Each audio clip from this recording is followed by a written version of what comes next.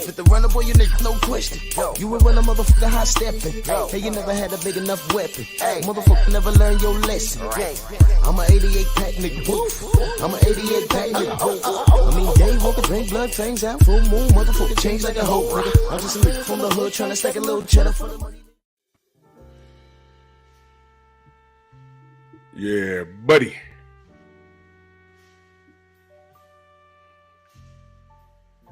Drew Titan, Bronx on deck. Shout out to the mighty LDBC. Sunday, folks. Let's get this conversation started. Sensei, how you doing this good evening? Salute, salute. What's good? I'm good myself. Salute to everybody, the family in the chat. Ready to cook, ready to roll. No diggity doubt. See what we got in the building so far. Our brother Mo G and Banks Unfiltered, ES, Showtime Majors. Brian Johnson, the one-hitter quitter.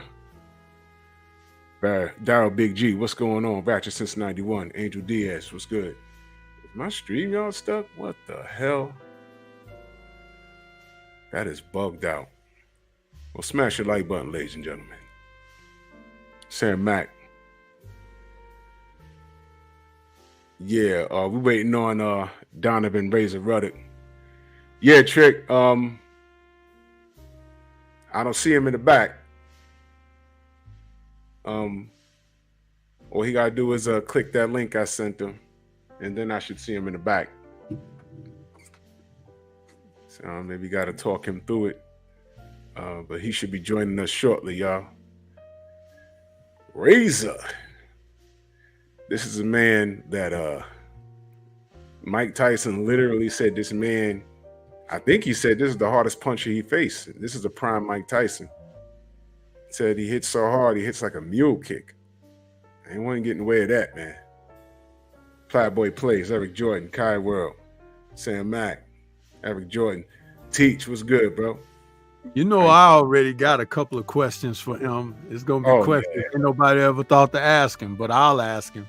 Oh yeah. This is gonna be great. And it's nothing bad, really. It's something that will, if he will answer honestly, it'll explain a lot about how his career went.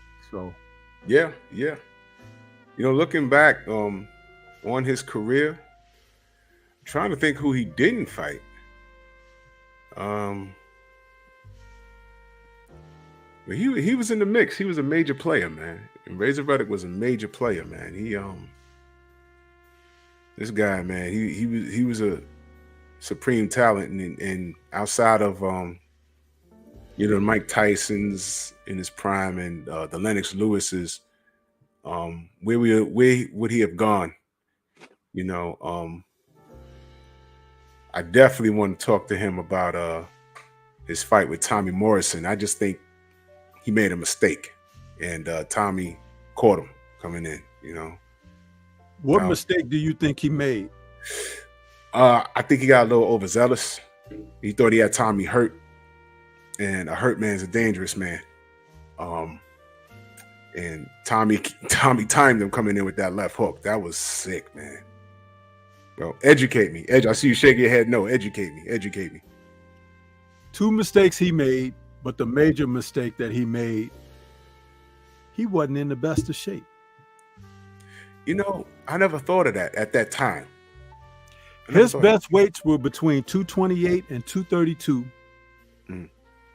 I think, if I'm not mistaken, when he came in against Tommy, he was over 240 something pounds. I don't remember at all. I don't remember.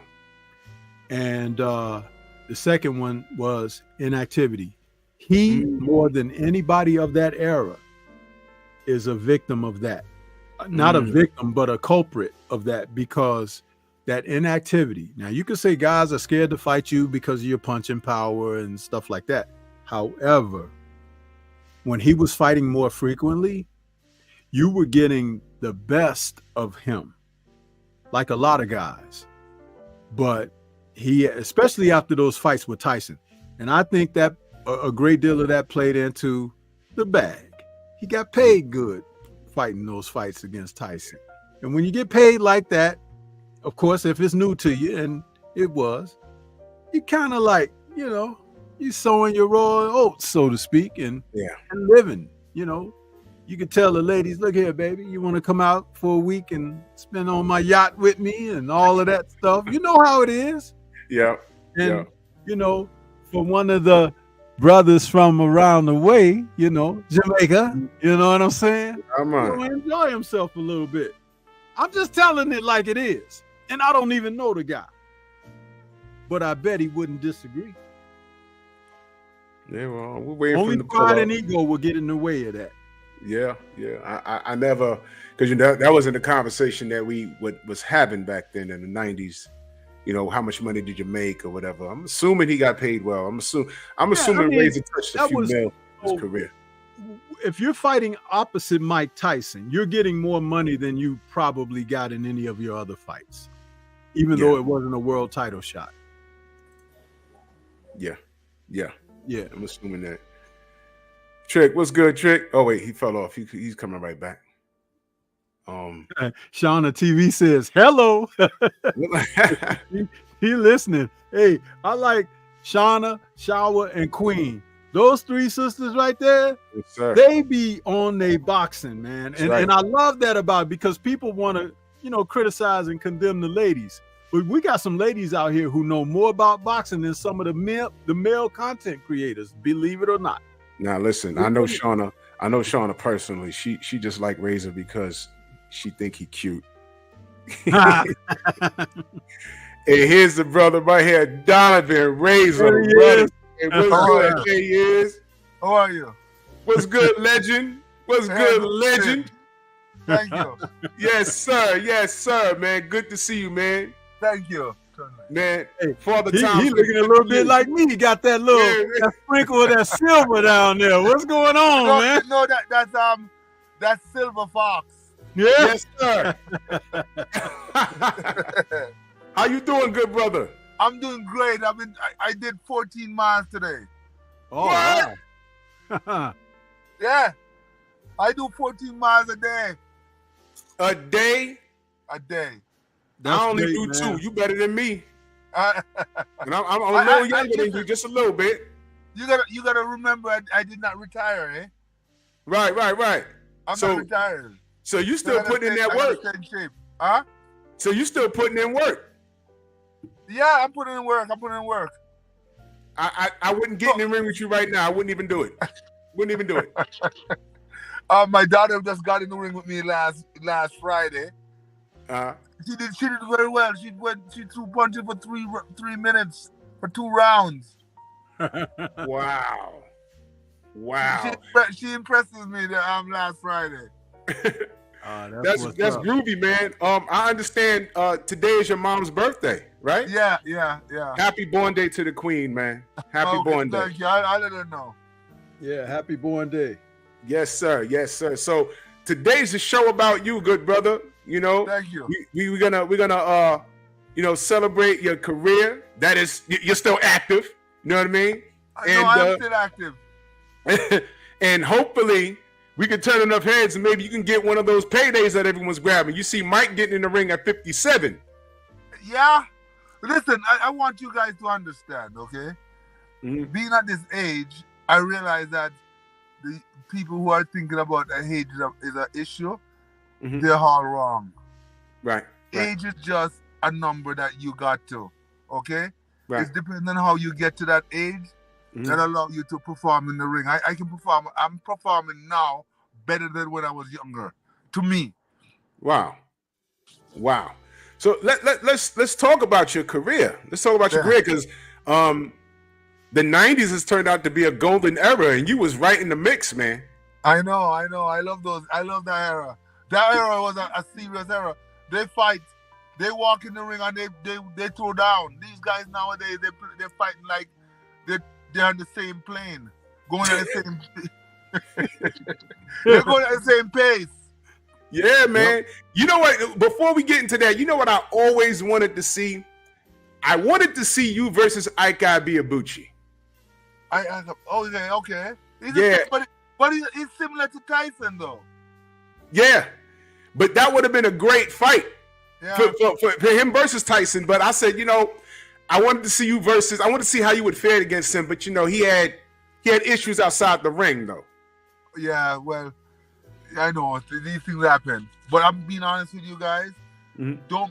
Don't you guys worry. Just be patient. You're gonna see the sensei in the ring soon. Okay. You see, I was warming up. I was warming up with James Toney in Jamaica. Eh? Yeah. Yeah. Well, I was learning. I'm getting back with the feeling of getting back in the ring. I'm feeling great. I'm right now at 240. Wow. Uh-oh. That's fighting weight, man. 240. 240 this morning. I weighed 240. I'm telling you, I'm going back down to where I was coming from. Hey, it's funny that you say that, Razor, because I was just telling Drew before we went live. I said it was two things that I felt that was wrong toward the end of things for you, as far as when we saw you, you know, on the scene with the rest of your contemporaries. Yeah. And I said one of them, I thought that you kind of came in a couple of those last fights, not in your best weight, not in the best of shape. You are perfectly right. You are perfectly right, and I'm being honest with you. And see, I also told him, I said you had the two big fights with Tyson, though they weren't title fights. You still made pretty good money because Tyson was a cash cow. Yeah. So kind of like coming off of that situation, I saw a little bit of inactivity from you, a little more than usual, because you might have been kind of enjoying right. You're the proceeds of success. Am I right? You're perfectly right. You're 100% right. And I'm being honest with you. I evaluate the situation and I realize that after you get money, you get greedy. Listen, Drew, would you please tell him what I said to you? And he just, and I said if ego don't get in the way, he'll tell you the truth. What did I tell him, Drew? What did I say? Razor, right before you pulled up, he just said that. If you don't know, but I'm not. One thing I don't lie. My mother beat that out of me. That's what's up, man. And you know this happens all the time. Stormy's a former trainer out of Chicago, so he knows these things. You know, when I was watching you versus Tommy Morrison, he asked me, he said, what went wrong in that fight? I said, well, I think Razor, you know, you hurt Tommy and you tried to jump on him and you got caught coming in. You're so damn smart. It's true. You're right. It's true. I got caught. But listen, I'm being honest with you. I wasn't hurt when they stopped the fight. They stopped the fight because Tommy was getting tired. You know, if you go back and watch the fight, I believe you. I believe you. Yes, you got caught, but you was in it. To his cornerman's arms when they called the fight, he basically collapsed into his cornerman's arms. Listen, like, oh, thank God they stopped this. You gotta understand. Remember, I am from Jamaica. I've never fought in Jamaica, so I have no country. So I fight in America, I just fight in Canada, I fight in England. So therefore, when I go to fight, I gotta make sure that I knock out everybody. So that's why I got 30 knockouts, because they'll vote against me, even if, like, I'm gonna give an example, okay? I was in Canada the other day training this kid named Steven, and he asked me to train him because he having a problem at the gym, and I said, okay, I'm gonna train you, but you gotta listen to me and do everything I said, okay? So I've been training for almost a year, and he got better. So we went to an amateur fight, right, in Toronto. The kid did beautiful. He won I think he won the fight. You know, they stole the fight from the kid because of me. I think it's because of me. And then gave him the best fight of the night. Does that make sense to you? Yes. It does? No, wait. No, I'm acknowledging what you're saying. No, what I'm saying is that they didn't make him. He didn't win the fight.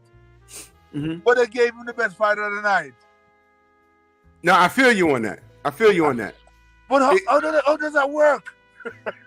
This is boxing, and you would know that boxing, although we love it, I always tell my audience I love boxing, but boxing don't love me as a supporter. You know, we're not gonna tarnish boxing in any way, because I think the people are tarnishing it. I think boxing is beautiful. I think it's great. I think it's a wonderful sport, and I think that if you learn boxing and understand what boxing, oh my gosh, it gives me so much. I will never say a bad word about boxing, okay? But the people who are in it now, they're kind of trying to abuse it right now. Now, yeah, exactly. I want you to elaborate on that, because based off of the era that you fought in, as opposed to what you're seeing now, your thoughts on that currently, the boxing's current state. Well, right now, I see that okay, everything is like basically a money fight. Yeah. It doesn't matter what kind of competition. Back in the day, we have Thomas, Earn, Leonard, Duran, Agler. They all fight each other. These guys nowadays, they're just sitting around waiting for a easy payday. Come on, guys. Boxing is about improving, okay? And if you lose a fight, you're gonna go back to the drawing board and figure it out and say, you know what, I did wrong. I'm gonna fix it. But these guys, they don't want to take a chance. They want to just fight paper bag fighter, and then, oh, I'm great. That's horrible. It is. It's horrible. There's a lot of money in it today. Yeah. But the trade-off is it's made a lot of top talent guys lazy. Because if you make $10 million off of one fight, you can sit at home. Yeah, but a fighter, literally, a fighter don't fight for money. I never fight for money. They pay me, but I don't fight for money. I've been fighting for free since I was a baby. But I mean, I deserve to get paid. I'm not gonna do it for free, but I fight for free because you don't get to that level without fighting for free. You fight for $200, $400 until you get to the big payday. Some people think that I'm just gonna fight for $1 million. It doesn't work like that. You understand? Right. You have to build a record with somebody like me. When I was coming up, you know my first big win was Mike Weaver. He knocked out people, put them to sleep for a long time. Okay, Mike Weaver. I had to step over that hurdle before I get to the next level, and then they test me again with Bone Crusher. You hear his name? Bone Crusher. Yeah. Okay. So if I didn't go through those two people, I wouldn't even get. Then Greg Pace. They put you through tests to get to the big money. And if you don't pass those tests, you don't get to the big money. That's a true story. Let me bring in my brother Anthony, man. What's good, Ant? And salute to you for the guest, man. You making history here, brother. I appreciate you, brother. Doing good, man. What's going on with you, Stormy? What's happening, man? How you doing? Doing great. And Razor Ruddock, man. Hey, I want to say this, man. I'm from here. I'm right here in Houston, man. And you are very popular here in Houston even now amongst our Jamaican people and the boxing community. Oh, yeah. You're very popular here, man. Well, my daughter and I might be coming to where? Houston? Yeah, we might come up and visit you. Come on through, man. Love to have you. And my question is, man, watch your career. And like you say, you got Bone Crusher, Mike Weaver, and what's it? You named somebody? Dokes. Yeah, okay, and even Michael Dokes, man. That's one of my favorite knockouts, man. You and Michael Dokes, man. And those guys are all bad fighters. They are champions. Yeah. And my question, I got a question. Was there any talk of you and Evander Holyfield possibly fighting, or did y'all spar? Oh yeah, go ahead. We tried to get the fight with Evander Holyfield, but Evander Holyfield didn't want to fight me at the time. Neither did George Foreman. George Foreman said that I remind him too much of Ali. Really? Yeah.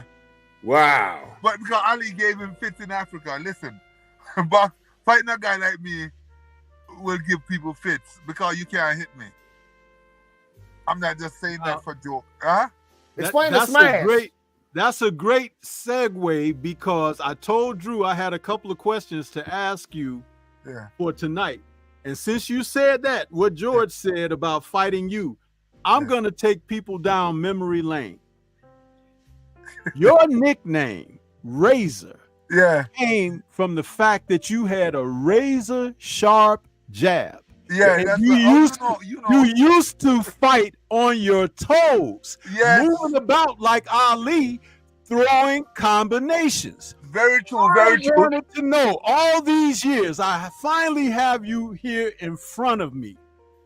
Now, we know that you have the smash. That's a given. But why did you change, brother? Because you know why? You know why? I tell you the reason why I changed. It's because I realized that I can't take any of my fight to the judges because I am not popular in America or any of the other country because I'm a Jamaican. Okay. Okay. So I have to, and then when I fought in Atlantic City 1 year, right? I fought this kid in Atlantic City, and I was boxing him, and I could have knocked him out, but I didn't want to knock him out because he was coming up like I was, right? And the paper write up a whole bunch of stuff in there going, Ruddock have a lot of talent, but he don't know what to do with it. Just because I didn't knock out the kid. Okay? So then I start knocking out people. I said, all right, I'm going in. I enjoy myself, though. I got 30 knockouts. but see, this is the thing. As I tell the brothers, you know, I say that you, like I said, moved on your toes. You had a way of throwing combinations. I'm going to cut you. My daughter, Cleo here, she's bringing it back. She's telling me, make sure you get back on your toes. I'll be in the ring. She's in my corner 24/7. Get on your toes. Get on your toes. You guys, listen. I'm gonna surprise you guys. When you see me in action, you're gonna be surprised because I'm not gonna be bringing any half-ass training towards you guys for you guys to see. It's like old times, better than old times. Now, this is what I was hoping. It didn't happen. Because once you can fight like that, you can always make the adjustment and go back to doing it. It's just a matter of making the decision. Yeah. When you were going into your first fight with Mike Tyson, I was hoping that you would revert back to that because that would have made him revisit and relive Buster Douglas. And you would have got a late round stoppage against him because you would have made him have to work. He would have been trying to come in. He would have been running into your shots. And you would have been able to catch him with the shot that you really wanted to catch him with by setting it up with that movement, the lateral movement. You're right. What you did was go in and fight him man to man. And that let everybody around the world know who you were inside as a man. But in order to win, you needed to do the other. And I was praying that you did that. And then when the bell rang for the first round and you went out there, dude, you threw the smash, you threw it so hard, I felt the breeze through my TV screen. You saw that? What are you doing? You saw that? This close. Hold on. It's like the bell this close. The bell rang. Listen, if it would have connected, I think he would have landed somewhere in the parking lot if he would have connected with it. Listen, you saw that one, did you?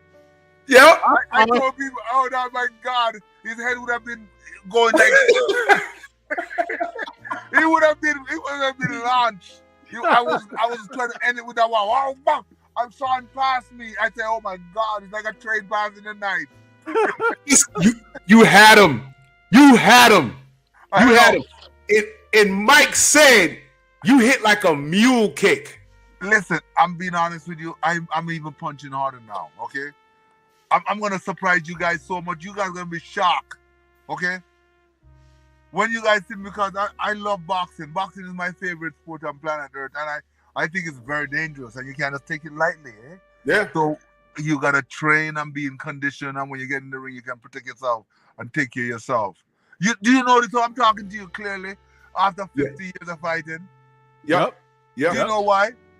It's defense. You haven't been taking the shots to the head, Yeah, you don't take punches. People think that you take punches to the head, but I study my 5-point vital point technique.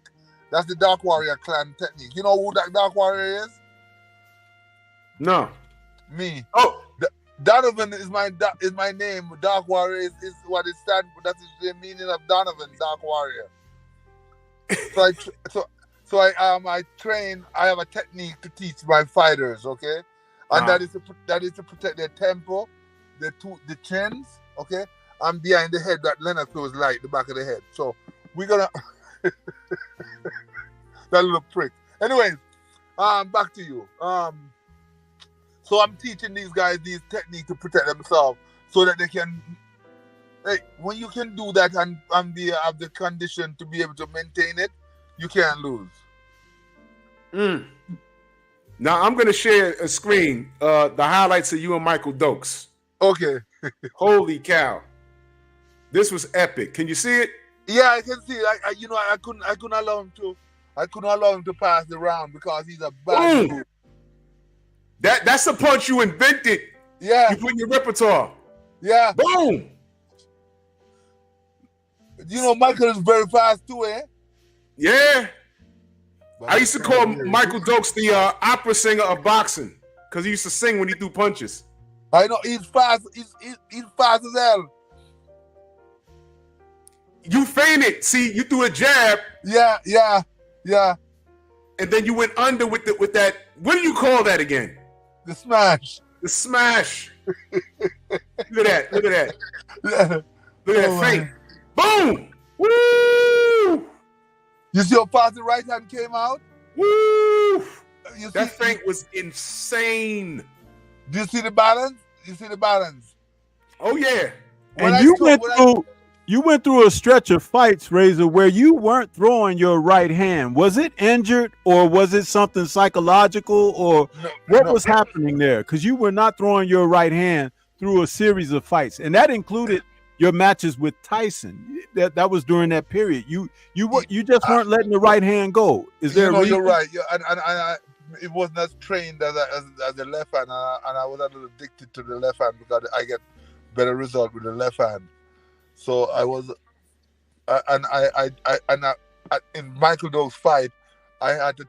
My hand was broken. Okay, I had to take it out of a cast. Okay. Yeah. So I couldn't throw it right. It was Novocaine before the fight. I had to put some freezer in there. So, because they were gonna call off the fight, and I wanted to deal with Michael Dokes. So I said I'll go in with the one hand. Because my left hand, I really have confidence in my smash and my left hand and my jab. And I'm telling you, nobody can beat me on planet Earth. Not right now, not ever. If they don't cheat.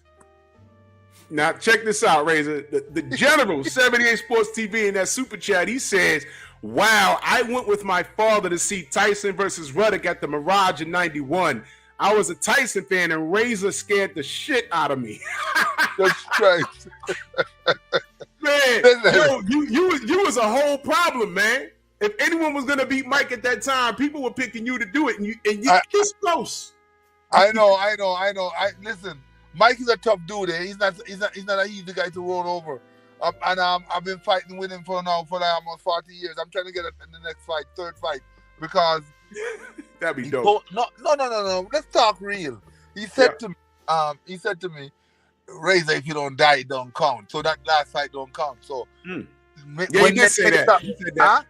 He said that. Yep. Yeah, he said that. It doesn't count. So therefore, me and him have a third fight to go. And I'm telling you, I'm not underestimating him at all because I see him on YouTube. He look buff, ready, but I'm ready as hell. I can't wait to revisit that because I had a lot of fun in that fight. My jaw was broken, eh?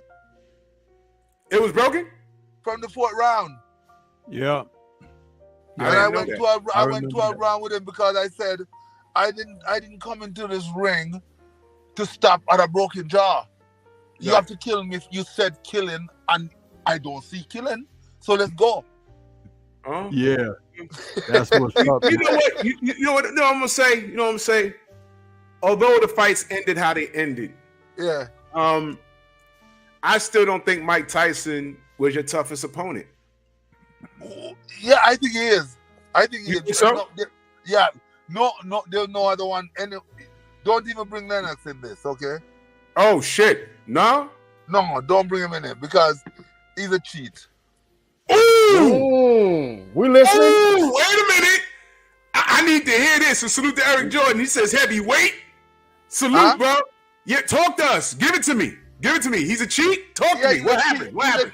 He's a cheat, just like Tyson Fury. No, what? Why you think he was in his camp? He's a cheat. What he does, all the English fighters, not most of them, I don't know all of them. Most of them, what they do is they can't beat you, they rabbit punch you behind the ear. Take a look at the fight when he fought me in London. It shocked the hell out of me, and I didn't know what the hell happened to me. For years, it bothered me. For years, this little prick came down to Jamaica and come to my house in Stony Hill, and I treated him like a brother. And then after that, I went to Canada to fight this little idiot named Dylan Carmen who can't fight, okay? And Lennox Lewis was in his camp, and you know what Lennox Lewis did? He went to Dylan Carmen and teach him how to hit me in the back, rabbit punch me. Go and take a look at my last fight in Canada. That's why I'm not in Canada no more. I will never go back to Ontario. Oh, no. I never knew that. Yeah, I'm telling you, nobody can beat me. That was that punch he dropped you in the first round with, right close to the bell when you went down. Look, it's in the back of my head, behind my ears. 1-2. Yeah. Oh, no. Yeah, it was a 1-2. Yeah, see what happens is if you can get away with a shot like that, it knocks a person's equilibrium off. Yeah, no, it's illegal. It's illegal. It is an illegal shot, but I'm saying it knocks the equilibrium off. Yes. And then it's very difficult for you to get that back. You're right. For a minute, listen, Lennox Lewis is a prick. He's a thief. And I realized, and I called him on the phone. Don't think I'm just talking to you like this. I called him on the phone and I said, listen to me, prick. Don't talk to me next time you see me on the road. Don't you forget. And you know what happened? I was trying to get this little guy back in the ring so I could knock him out. Lennox Lewis. My daughter was talking to him in England. I don't know where the hell she was talking to him, but he came down to Jamaica and get somebody to watch me, and then he backed out of the fight. He was supposed to take the fight with James Stone in Jamaica because we were supposed to be Jamaicans, eh? But he saw me train and then he changed his mind. Wow. Yeah, and see, Riddick Bowe did the same thing to Holyfield in their fight. Remember that that the 11th round when he dropped Holyfield, it was a rabbit punch to the back of the head. Okay. That's why when Holyfield got up and he was slobbering and everything, he took a real heavy punch from Bowe to the back of the head. It's illegal. It's illegal. And look at Dante Wilder and the Gypsy King. Fury. Yep. He hit Deontay in the back of the head also. Yeah. It's an illegal blow, and they're the one who have the rules, the Queensberry rules. See, I didn't say it, y'all. I didn't say it. You see? I didn't even lead the witness, y'all. You see? We've been saying that. All those rabbit punches behind. All right. Thank you, Razor. I appreciate you. Thank you. We've been saying that for a long time. Yep. A long time. So that's why I will never fight in those countries again. I will never go there again. But I will fight here. I will fight in America because I did very well here. Yeah. I'm looking at it right now. The camera angle that they showed it looked like he landed a clean right hand. Yeah. But it knocked your equilibrium. He hit you back here. In back of the ears, behind the ears, yeah. Yeah, that's an illegal shot. It is an illegal, but guess what? They can't beat me no other. I spar with that little idiot, eh?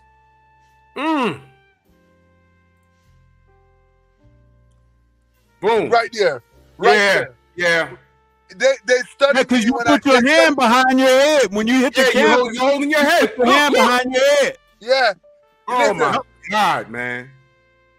Well, hey, don't forget how he did Michael Grant. He held Michael Grant down and hit him with an uppercut. Y'all remember that? Oh yeah, man. Lennox, Michael Grant, he held Grant behind the head and was uppercutting him. That wasn't even a boxing match. That was a fight. Yeah, he's a dirty fighter. Yeah, listen, I beat him up in Olympics for the in Canada for the Olympics, eh? I beat him for the Olympics, so that's why he couldn't beat me in Canada. I won the Canadian championship in pro amateur, and then they said, they called me after I fought Tyson twice, Okay, and I was in Puerto Rico, and I get the phone call, and they said they're gonna offer me a certain amount of money to go to England. And my brother said, you know, we don't get this kind of offer, which is true. And I said, okay, I'll go. I boxed with Lennox Lewis every day, every week for years. So I know he can't beat me. I stopped him in the gym. Okay, I know he can't beat me. So you stopped him in the gym? Huh? You stopped him in the gym? Yeah. Ask his girlfriend from where is it? Oh, is it in Kitchener? He have a little girl. She was there when I was beating him up, and I know that he can't beat me. So they plan to take me to England, knock me in the back of my head, steal my freaking #1 fan, and I have nobody to complain to. Oh no, bro! And all these years, I never noticed it, bro. I know. I never noticed that. But I didn't notice. I said it bothered me for years until when I fought Dylan Carmen, right? One of my sparring partner from Cabbagetown in Toronto called me and said, Razor, you know they hit you in the back of the head. They rabbit punch you. And I said, oh my God, it's the same. I had the same feeling when I fought that Dylan Carmen when I fought Lennox Lewis, that little prick. I will never forgive him. I don't like him. Oh, shoot. Now, you see what's different with us now is like back then in that day, it's because you're still active. I won't say, you know, in your old career, I'll just say back in that day and time, we didn't have social media like what we have now. True. And it just didn't seem like reporters or the commentators and announcers, when they interview you guys and stuff like that, they would never want to get to the meat of situations like that. So a lot of times you guys weren't granted the opportunity to be as revealing as you are now when you can come on and discuss things more openly. True. But what's really interesting about this is that we, like guys like myself, Trick Nolte, and Drew Titan, we are content creators, and we base a lot of what we do in fact and truth. So to have someone like you come on and share like this, it is a tremendous shot in the arm. Thank you. Do. Because people they ridicule us. Huh? They ridicule us for providing the truth. You know. So you realize I'm telling the truth, right? Yes, absolutely. Yeah. But see, what you're doing is confirming, like for me, because some of the guys that they haven't watched like I've watched because I'm a little bit older. I'm almost 60 years old myself. Are you kidding Even me? though I don't look it, I know I'm kind of pretty. I'm ready from the close up. But hey, listen, I'm almost 60 years old, brother. But I will tell you, I've been around a long time watching the sport. Yeah. I go all the way back to the 40s and 50s of watching boxing. Okay. Yeah. Because when I couldn't see it live because I wasn't around. My dad brought me up. We watched tapes. We watched film. We did that thing. But what I wanted to say is studying and knowing these things. It's like I told Drew, like I said to you during this show before we went live, I said, there's a couple of things I want to ask him because I already know what I feel and think. Yeah. But I have to have the confirmation from someone like yourself. Yeah. And being able to talk to you and then you reveal exactly what my sentiments were, dude, it's amazing because it really certifies even more that I'm on the right track with what I'm looking at. Yeah, it's true. Because we need to have some vamping of the rules, if rabbit punching in the fighting, because it's a dangerous punch. Because when I got hit in the back, you don't have no control of your faculties or your limbs. It's okay. My father was a butcher, right? Mm-hmm. And when he's about to kill the cow, he hit them in the back of the neck with a thing to stun their nerves. They don't feel it when they gonna die. So it's an illegal blow, and that Lennox Lewis use it all the time. I think he used it on Tyson also. I'm gonna go back and watch that, man. I mean, like I said, cheating, you don't just go in the ring and do it. It's an art form that's practiced. Yeah, they practice it.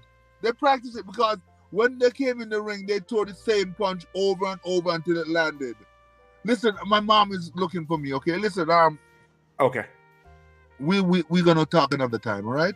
Absolutely, Razor. Man, Okay, I brother. appreciate you, good brother. We definitely gonna talk. We got some good boxing coming up, but we got you locked in. We definitely gonna have you back, man. All right. Appreciate It you. was a pleasure. It was a pleasure talking to you guys because at least you guys understand what I'm talking about, and you realize that it's a dangerous punch. You can't use that punch at the back. But Lennox Lewis is my supposed to be my friend. I don't expect him to use that on me, Hey, man, but he did. it's a cold world out here, brother.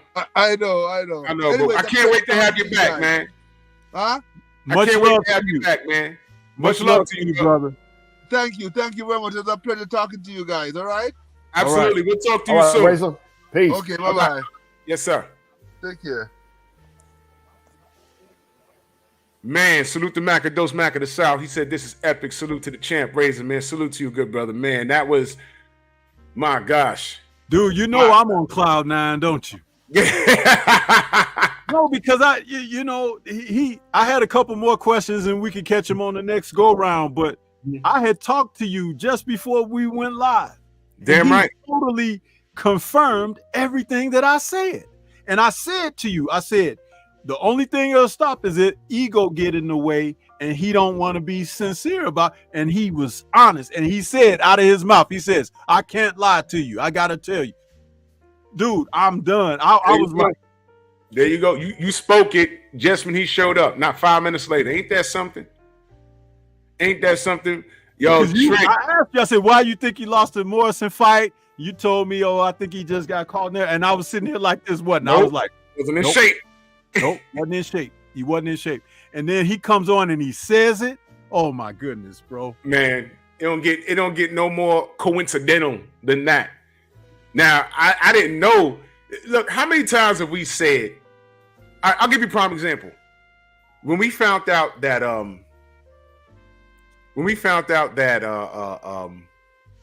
that Japan allows their fighters to stack their hands, and Cool Boy Steph got on there and was like, "Yo, they stack their hands out here."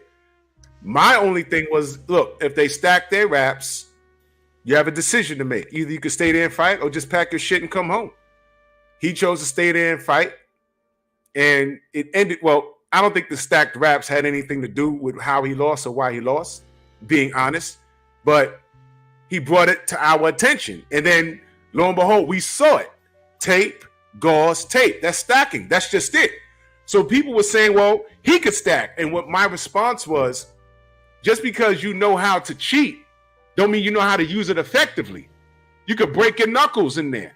Okay? I told her, so I was just going to share it with Razor. Back in the 80s, I'm hitting a bag with right hooks, and the trainer out of Detroit pulled the glove to my fist, and now my fist is in the wrist of the glove. He says, give it a hook. I said, this is uncomfortable. And he said, you could really fuck somebody up doing that. I said, but coach, it's uncomfortable. He said, you could really hurt someone doing that. I said, ain't that cheating? He said, it's cheating if you can get caught. It's cheating if you get caught. I said, well, damn. So fast forward, decades later, I didn't even notice Fury's glove hanging off his damn hand in the first Wilder fight until Prince Charles Martin pointed it out. I went back. I said, oh yeah, there it is. And then there was British commentators saying, yeah, his reach is a little longer than what we're used to. I said, oh shit, people caught that.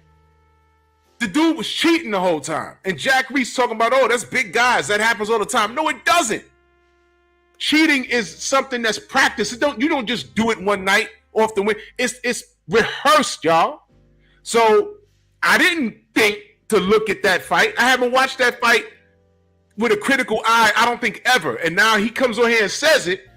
And then he says, man, that's what those guys do. And I'm like, holy cow. And then he brought up Fury and Wilder. He brought up Fury cheating. He sure did. He was straight there. He even associated Lennox as being close to Fury, being around his camp. Thank you. We had nothing to do with that. He just forwarded that.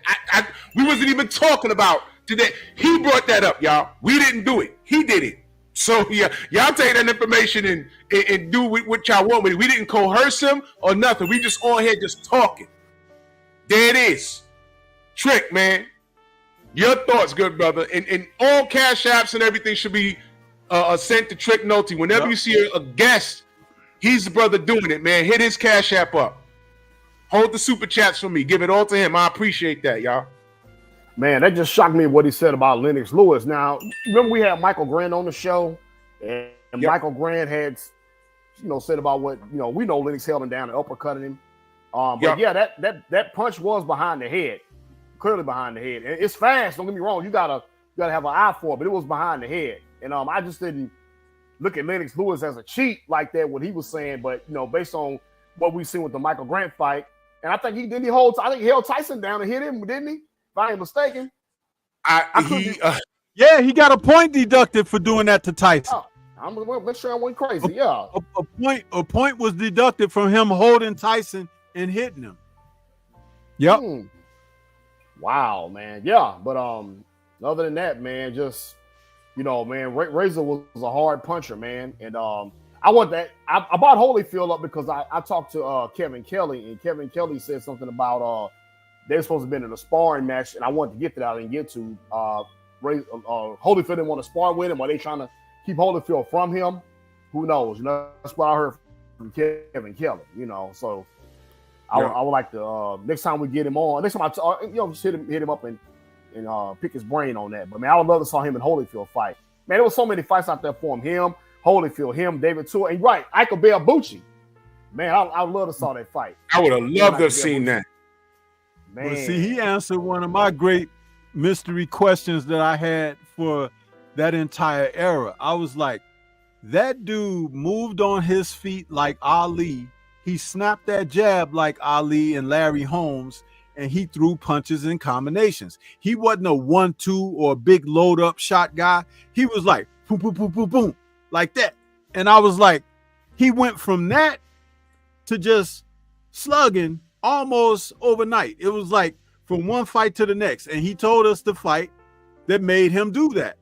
And I'm like, okay, but I knew that's where the nickname Razor came from, because he had that type of jab that'll cut you up. That's where he got the nickname. Y'all. This second knockdown. That's a punch behind the head. That's another one. He's hurting. Now see? He's holding. Now he's holding it in. Look at that. Now I saw this when it happened. I was like, let him go, let him go. Boom, boom, holding and hitting. Boom. That last punch was behind the head. That punch that wobbled him was behind the head. YouTube's going to make me cut this portion out of the stream, but I think it's worth showing. And I had high hopes for Michael Grant, but we spoke to him. He said he wasn't supposed to take this fight when he took it. So that was a counter. I'm going to tell you guys something just by this observation and hearing what Razor had to say. This is why Lennox wore those dreads in a bun behind his head, because you couldn't hit him like that. Oh shit! I never thought of that, Stormy. Yeah, doesn't it make sense? Yeah, goddamn! I forgot how brutal that shit was. Yeah. Think about that. Yeah. He wore his bun right back there. A lot of guys wear it on the top, at the top of the crown of the back of the head. He wore his right there in the back, protecting the brain stem and the back of the skull. Yeah. Ain't something? That's crazy. That's crazy, man. That's strategic, man. But look, man. Absolutely. Boxing I'm a firm believer that depending on how bad the foul is, you could look at the ref one good time, be like, yo, you ain't see that? So if you ain't see it, no harm, no foul.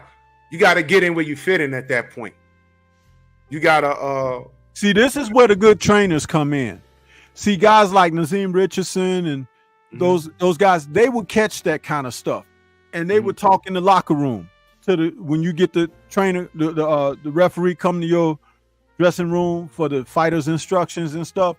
You get those guys to acknowledge that right then and there, and you say, "Look here, man, we got a problem with his rabbit punching. This guy hits behind the head a lot. He masks it.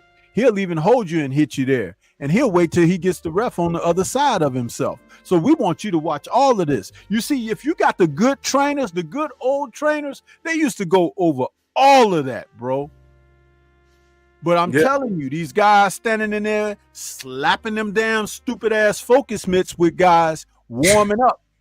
There's far more to this sport than that foolishness. And you heard Razor talk about not taking clean shots. I want to send Clean shots. That's so important because we know how we hear James Toney talk right now, right? But you listen to how Razor talk, and he fought in the heavyweight division his entire career. He ain't talking like James Toney. And he said that it's defense, man. You see all of that shit. See, James Toney, I listen when people talk. James Toney was sometimes he would just spar to get ready for a fight. He just loved fighting. And a lot of that damage wasn't in the ring on a pro level. It was training for these fights. That's when you take most of your battering in those sparring sessions. And that's why James is messed up, man. But I want to give a quick shout out to there was a young man in the chat earlier. His name is The Real Malachi Ross Boxing. I just went to his channel. He saluted the general. So I went to his channel. He's an amateur fighter. Y'all can go support the young man. He joined YouTube in February of 2024. So he's a real account. He's an amateur boxer. He saluted the general. So I don't know if you're still here, young man, but salute to you. And stay grinding, bro. Stay grinding. Stay grinding to the young man. He's an amateur. I'm watching his shorts right now. He stays behind the jab. I like that. I like what I'm seeing. So, I support, you young men that are choosing to do this. But look at that. He's kind of nice, man. So salute to you, young man. And thank you for showing up. I appreciate that. And stay grinding. It's The Real Malachi. Matter of fact, let me put his link in my comment section. The Real Malachi Boxing. He's a young man. Y'all know why I looked at that name and had to do a double take. Y'all know why. But War Report, salute, good brother. That's his link right there. The Real Malachi. He's an amateur fighter, man. He looks pretty good. I like what I'm seeing so far. Yeah, man. So I didn't know. Then that was there's a show at John's Gym. Oh, salute, Connors. Hell yeah. And salute to Thomas, man. Thomas was at an event last night. Go subscribe to my brother TD Sports. He's on the grind. He's getting credentials now. You dig? He's out there talking to the fighters. Go follow him on Instagram. Follow him on YouTube. I'm telling you, you're going to turn around. He's going to be in the pocket, bro. Know him now. Dig? Go subscribe to my Bronx brethren right there. Salute, man. Main Event Mark said he's ranked number one. He's ranked, what did he say? Number one ranked at 156 in the amateurs. That's what's up, man. I'm all for that. Go subscribe to that young man. I saw him in the chat earlier, man. Salute, man. You never know who's watching, man, but salute the Razor, man. That was enlightening, man. That was very, very, very enlightening what he had to say, man. That was fire. That was fire. And Stormy, this happens all the time with you. This happens all the time. So y'all don't know. Stormy will say something, and I'll be damned if these fighters come on and they'll already know that Stormy's a trainer or he had some connection to the sport. And I'll be damned what Razor revealed about the Tommy Morrison fight. I'm not kidding. Before I hit the live button, we was already talking about it. And then when he said it on live and Razor pulled up, he confirmed it, man. Come on, man. My gosh, man. But I like to see the fact that I like the fact that Razor has all of his faculties, and I love James Toney. He's one of my favorite fighters of all time, stylistically. And but you see the difference between the motor skills. And the other affirmation that came, Drew, that I spoke to you about before we went live, because we talked about the Morrison thing, and I talked about the money thing. I said the two fights with Tyson.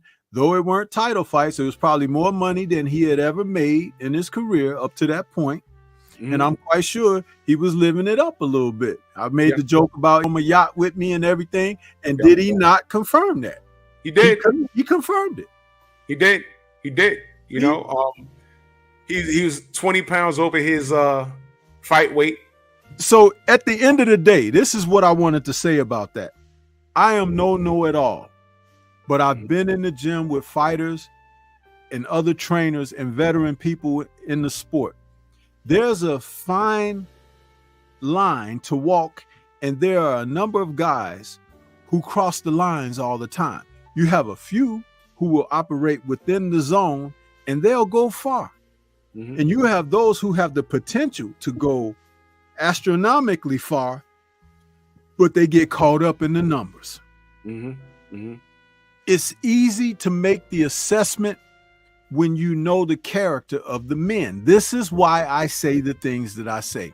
And though it may be about someone popular or someone you like or someone that is of renown, it's never personal with me. Mm-hmm. It's an assessment that I make because guess what? I was working with people. In other words, I'm supposed to be able to see these things. Right. How could I have someone that I'm working with have confidence in my ability and knowledge and not see the things that I'm able to talk and share about? See, that would make me an empty vessel. Mm-hmm. But it's not empty. It's difficult to accept it when it's coming from someone who is very earnest, and really, I don't sugarcoat nothing. I speak very frankly, and sometimes it could be offensive to people, but I should offend you because you got to prove me wrong. That's right. Prove me wrong. But you know what? You're not being offensive. You're just talking direct. And that's the problem with some of these quote unquote men today. They're too sensitive. They're raised by their mamas and they don't listen. You can't be wrong and strong. That's why I say, you know what? If you know when you're talking to someone that knows what they're talking about, and if I know what I'm talking about, I'm not trying to match wits with you. If I'm confused or I'm not clear on something, I ask to be educated. There go Tay Jones right there. Hello, world. Like, what's I'm good, older than some cats, but when it comes to the science of the sport, and depending on who I'm talking to, like for instance, I'm older than Tay. When it comes down to certain things in the ring, I'll ask him because he's a pro fighter. He got a fight coming up, by the way. You understand? If there's something I'm confused about, I'll ask you, Stormy. You know what I'm saying? I'll ask Scrapbook. I used to ask Kurt Sugar. I don't run around. And how many times y'all heard me say, I don't know everything. I know some stuff, but I don't know everything. That's a humbling thing to say because I believe everybody in the chat, I bet you I could learn something from every last one of you in the chat. I bet you. And I'm not on a high horse. Now, I'm a great student because I'll absorb everything you tell me and I will apply it. But some of you dudes, y'all get intimidated when someone knows something and somehow that offends you. And instead of absorbing the education and acknowledging so you can get better, you get intimidated, frustrated, and insecure about what this person is telling you. And by way of jealousy, some of you dumb niggas run to your YouTube channel and start sneak dissing and say, oh, well, this guy think he knows everything, but I ain't going to say nothing, but he calls himself a sensei. We all know who you're talking about, stupid. Listen, check this out. Steven Breadman, a lot of people respect him, right? And they want to hear what he got to say, right? Because they know they've seen him working in certain fighters' corners and everything. But I'm older than he is. But if you were to put a blinder up, ask him questions on fighters, fights, break them down, whatever. If you put a blinder up, what's the difference between what he be saying and what I be saying? Nothing. In fact, because of the young man's abilities and assessments in the sport or whatever, he has certain gifts. It's a reflection. It's familiar. You understand? Right. Now, just because you ain't seen me walking someone into the ring and things like that, or in the corner giving them water and instructions, that doesn't mean that what I'm saying is invalid. I've been on your show on this Sunday evening with Trick Noti for long enough for the proof to be in the pudding. That's right. And you've had the guests on this show, even tonight, to affirm what you got here. But guess what? I'm saying all of this to say one thing in general. And it's funny that I'm going to say that word general because the general appeared on my call-in this morning. That was a great call, too. I appreciate that. But I'm here with y'all, okay? I told you I want to be a part that help make the engine run. I don't want to be out front. But if you need a nucleus, if you need a centerpiece, if you need a valuable bolt, that's who I am. And that's what I bring. And that's what I'll continue to bring. Just like I told the general in the call today, I said, I'm here doing what I'm doing from a position of fact-based knowledge and experience. It's not an over sensationalism or anything like that. It's a consistency of having someplace solid to stand on. That's it. Right. So add to the machine. Like I said, right? We all leaders by nature to some degree, but I like being a soldier. I like being part of a well-oiled machine because there's strength in numbers. I enjoy that. And being a great soldier, it grows a community, man. You understand? And salute to my brother Jonathan Simon. They had him shadow banned like a motherfucker. there was a point where I couldn't give him a wrench, and I just tried it right now. I gave him his damn wrench. Do you know YouTube it prevents you from giving out wrenches sometimes? It is the craziest fucking thing, man. This shit is crazy, man. But closing thoughts, because I got some things I gotta take care of real quick. Yo, Trick, man, salute to you. And again, guys, when you see the guest up here, that's all Trick doing that, man. So when he shows up, do not super chat me. I appreciate it. Cash app this man right here, because he's boots on the ground, man. The amount of work he's put in. I mean, he could easily be like, yo, that's gonna cost $100, $50. We just don't have that kind of relationship. You know what I'm saying? This is my brother for life. This is my friend. This is my friend. Stormy is my friend. I know their government names, for fuck's sake. We have each other's phone numbers. This is real right here. So I look at y'all strange, like the troll strange. When you think we don't communicate, we talk damn near every fucking day. We're friends. You understand? And we're doing this for the love of the sport. You understand? You know what I mean? So yeah, your thoughts, your closing thoughts, Trick, man. Closing thoughts on everything.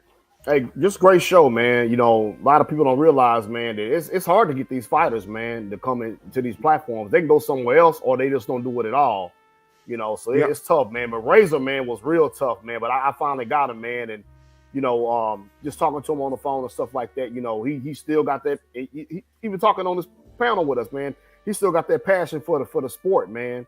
And you know, look what was done to him. You know, like and he said he appreciates us. That was the goal right there. Yeah. So yeah, and you know, I'm definitely gonna get him back on here again. Talk, because I think he was promoted by Murad Muhammad. That was his promoter. And you know, go back and looking at these fights. A lot of people don't realize, man, when he fought Mike Tyson the first time, they fought on a Monday night. It was on a school night. Yep, sure was. Yeah. Oh shit, it was. That was on a school night during. It was like in '91. It was on Monday night. 91. So you know, they fought. Yeah, they fought on a Monday night, man. And I remember Murad Muhammad, like you say, was you saying, Stormy, earlier, like, you know, good trainers are gonna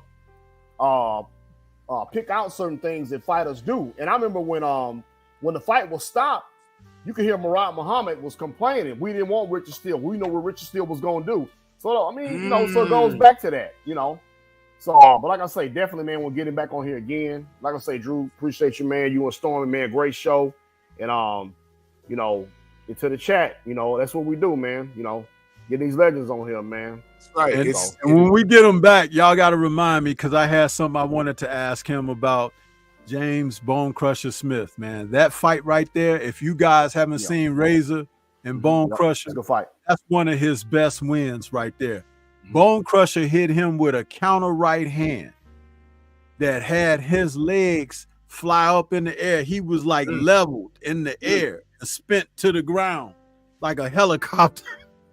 Razor, how he came back from that, I don't know. And he stopped Bone Crusher a couple of rounds later. I mean, it's that kind of stuff that really, when you look at a fighter and you know you got something special in there. But I keep telling you, if you go back and watch his early fights and how he fought, you see Ali all over that. Even Murad Muhammad talked about that. And y'all don't realize we need to do a show about that 90s era, because that heavyweight division was so freaking lit, man. And Bone Crusher was a dangerous puncher. Dangerous. And you know what's funny? I told him while he was on this air, and you saw how he responded. I said, I thought that he would trick Tyson. Yep. And come out and fight like the old Razor fought, because that was going to be a key to him winning. He would have made Tyson revisit the Buster Douglas situation, because everything that Buster could do, Razor could do. Razor could do. Right. He had the athleticism. He had the ability to move, the mobility, and he could throw punches in fast combinations. He had quick hands. And I thought that that's what he was going to do that night. But when the bell rang and he ran out there and threw that big uppercut at Mike like that, yeah, all bets are off, baby. And you heard him laughing himself. He said, "You saw that?" I was like, "Shit, how could I not see it? I felt he had him in my living room when you missed." He had him. Let me read this super chat. A1 Hoop Zone. He said, "Good cook, been a minute. By the way, Clarence McClain, no Duck Zone broadcast. Looks like a young Bill Russell. He looked like the lost member of the Temptations. Come on, y'all. What are you doing? Terrence, you got... You niggas is roasting in my... What are y'all doing?" And salute to my brother, the Real Bravado Network, man. He first time I caught him here on my boxing channel, man. He gifted 5 memberships, man. Salute to you, good brother, man. Man, I appreciate you so much, man. This is what this is about, y'all. This is what this is about, man. We out here working. We out here grinding, man. Man, salute to you, Real Bravado, man. Good to see you, man. And if I miss you in the chat, just know that I love you guys and ladies. Love you guys, man. This was a great cook. I can't wait to get these brothers back. You know, I want to do a super panel. I want to get Razor on. I want to get Michael Grant on. Oh, man, I want to bring Vinny Paz back. I want to bring back Paul Spadafora. Man, that Paul Spadafora live, remember that? That was a great live. That was a great live, man. Paul Spadafora, man. That was a great live stream. I want to get all those guys back, man. I want to do it after trying to think of you know what? Let's try and do it after Usyk and Fury, since it's a heavyweight thing. Let's try and do it. Yeah, I was thinking about that. You definitely get a heavyweight panel, together. Yeah. And but we gotta get Vinny on, because he fought a heavyweight in his prime if you let him. If we let Vinny do it. Or Freddie. We gotta get Freddie Pendleton on too. We gotta get him back. Yeah, Vinny's that guy, man. That was a damn good show, man. But yeah, man. But this is why I love Sundays, man. This is why I love Sundays. It's all about the guests, and we still gotta get Freddie on with what's his name, Trick that did Rocky 5. I didn't forget. Oh, Mike Williams, man. Mike Williams. We gotta get him on. Definitely gotta get Mike Williams on, because he got a story to tell. Oh yeah, definitely. Yeah, I'm trying to get him on. Absolutely, he got a lot to say, man. All right, let's do that next Sunday. You know what you could try and do? You could try and because I still haven't figured out how to get the phone line to work on this damn thing through the StreamYard.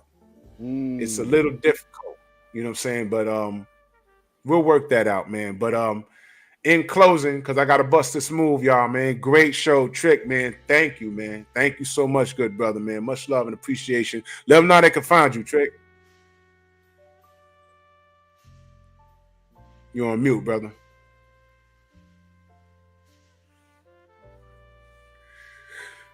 Ooh.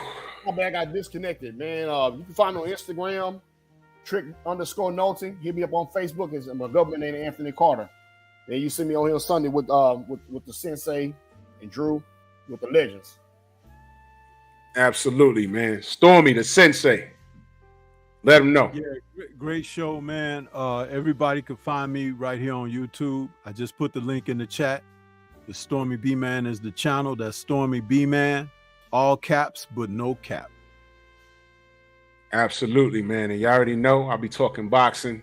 See, I love Sundays because it rejuvenates me. I like talking about the 90s and the 80s and the 70s and the 60s. It puts me in the right frame of mind because reality hits and I got to talk about this silly shit going on today. Fuck. Obviously, it's stupid. But great show, y'all. And Queens of the Ring should be on soon. Let's go support our queens.